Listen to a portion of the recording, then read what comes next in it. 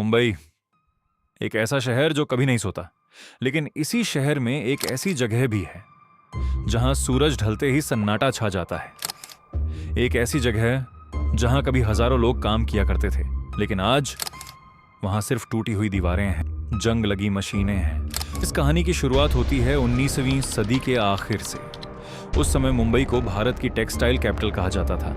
शहर में कई बड़ी कपड़ा मिलें थीं और उन्हीं में से एक थी मुकेश मिल्स। अरब सागर के किनारे बनी यह मिल कभी हजारों लोगों की रोजी रोटी का सहारा थी।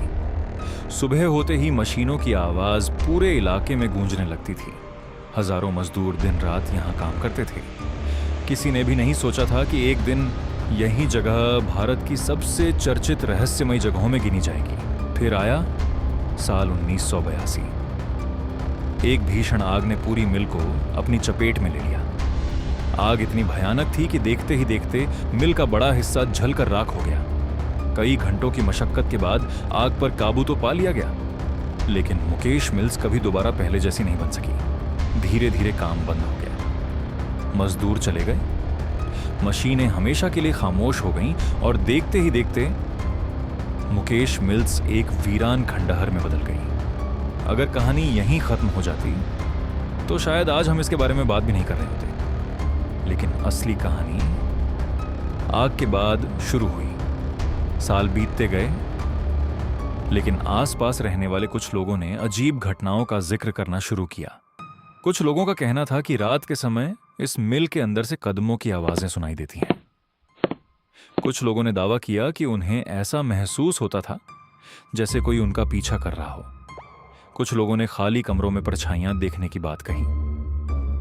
इन घटनाओं की कभी आधिकारिक पुष्टि नहीं हुई, लेकिन एक बात जरूर हुई। मुकेश मिल्स का नाम धीरे धीरे पूरे मुंबई में फैलने लगा और फिर इस वीरान मिल पर नजर पड़ी बॉलीवुड की। उस समय फिल्म निर्माताओं को ऐसी जगहों की तलाश रहती थी जो बिना किसी सेट के डरावना माहौल दे सके। मुकेश मिल्स इसके लिए बिल्कुल सही थी। टूटी हुई दीवारें, जंग लगी मशीनें, अंधेरे गलियारे और समुद्र के किनारे फैला सन्नाटा, ये सब इसे फिल्मों की शूटिंग के लिए एक परफेक्ट लोकेशन बनाते थे। धीरे धीरे कई फिल्मों और गानों की शूटिंग यहां होने लगी। दिन में यह जगह कैमरों, लाइट्स और सैकड़ों लोगों से भर जाती थी, लेकिन जैसे ही शाम होने लगती माहौल बदल जाता था। कई यूनिट के सदस्यों ने बाद में बताया कि अंधेरा होने के बाद उन्हें इस जगह पर रुकने में अजीब बेचैनी महसूस होती थी। समय के साथ इस जगह को लेकर कई कहानियां सामने आने लगीं। कुछ कलाकारों और तकनीशियनों ने दावा किया कि शूटिंग के दौरान उन्हें ऐसे अनुभव हुए जिन्हें वे आज तक समझ नहीं पाए।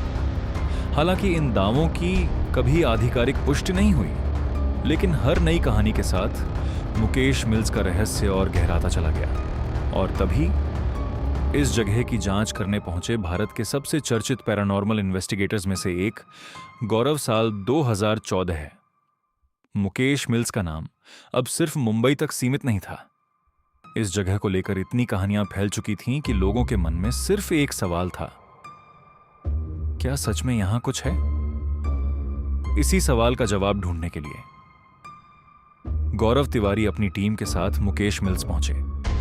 उस समय गौरव तिवारी भारत के सबसे चर्चित पैरानॉर्मल इन्वेस्टिगेटर्स में से एक थे, लेकिन उनकी सबसे अलग बात यह थी कि वो हर घटना को सबसे पहले वैज्ञानिक नजरिए से देखने की कोशिश करते थे। उनका मानना था कि हर अजीब घटना का मतलब भूत प्रेत नहीं होता, कई बार उसके पीछे कोई सामान्य कारण भी हो सकता है। इसी सोच के साथ उन्होंने मुकेश मिल्स की जांच शुरू की। टीम ने पूरे परिसर का निरीक्षण किया, हर कमरे को ध्यान से देखा, आसपास के माहौल को रिकॉर्ड किया और स्थानीय लोगों से भी बातचीत की ताकि हर दावे को समझा जा सके।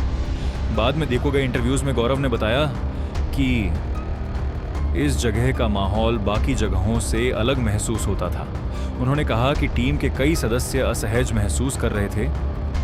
हालांकि उनकी टीम को ऐसा कोई निर्णायक सबूत नहीं मिला जिससे यह साबित हो सके कि वहां वास्तव में कोई अलौकिक शक्ति मौजूद थी। लेकिन यही बात इस कहानी को और भी रहस्यमयी बना देती है, क्योंकि जहां कुछ लोगों का कहना था कि उन्हें वहां सिर्फ एक पुरानी और जली हुई इमारत दिखाई दी, वहीं कुछ लोगों का दावा था कि उन्होंने ऐसी आवाजें और एहसास महसूस किए जिन्हें वे आज तक नहीं भूल पाए।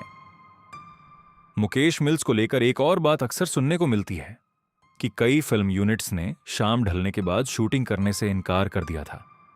कुछ कलाकारों ने कहा कि जैसे ही अंधेरा होता, पूरे माहौल में एक अजीब सा बदलाव महसूस होने लगता था। हालांकि इन घटनाओं की कभी आधिकारिक पुष्टि नहीं हुई, लेकिन इतने अलग अलग लोगों द्वारा सुनाई गई कहानियों ने इस जगह की रहस्यमयी छवि को और मजबूत कर दिया। समय बीतता गया, इमारत और भी ज्यादा खंडहर बनती चली गई। आज मुकेश मिल्स का ज्यादातर हिस्सा जर्जर हो चुका है। यह जगह आम लोगों के लिए सुरक्षित नहीं मानी जाती और वर्षों से इसकी हालत लगातार खराब होती गई है। लेकिन इतने साल बीत जाने के बाद भी मुकेश मिल्स का नाम आज भी भारत की सबसे चर्चित रहस्यमयी जगहों में लिया जाता है। लोग आज भी बहस करते हैं, क्या वहां सच में कुछ है या फिर एक पुरानी जली हुई इमारत, समुद्र के किनारे फैला सन्नाटा और इंसान का डर मिलकर ऐसी कहानियां बना देते हैं जो पीढ़ियों तक जिंदा रहती हैं।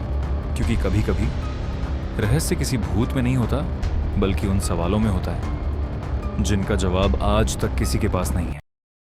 और शायद मुकेश मिल्स भी उन्हीं सवालों में से एक है।